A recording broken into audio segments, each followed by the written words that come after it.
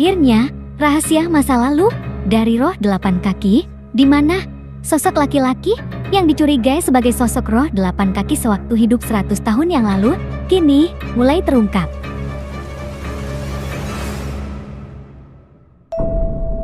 Pada preview episode 11, Raja, Yuri, dan juga Kang Tul akhirnya menemukan petunjuk besar mengenai sosok dari roh 8 kaki di masa lalu melalui silsilah keluarga kerajaan yang membuat Raja akhirnya turun tangan langsung ke desa Yongdam untuk menyelidiki hal tersebut.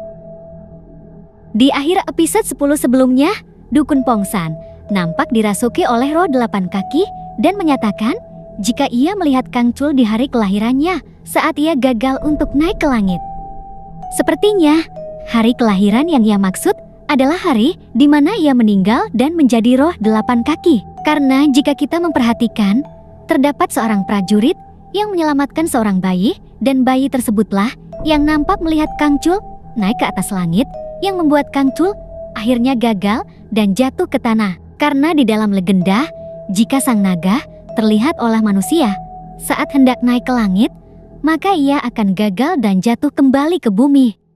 Dan sepertinya sang bayi tersebut adalah anak raja atau keturunan kerajaan. Karena seperti yang dikatakan roh 8 kaki, jika seharusnya Kang Chul memiliki dendam kepada keluarga kerajaan yang telah membuatnya gagal untuk bisa naik ke langit 100 tahun yang lalu. Lantas, mungkinkah sosok prajurit yang menyelamatkan bayi itu adalah sosok roh 8 kaki yang sebenarnya?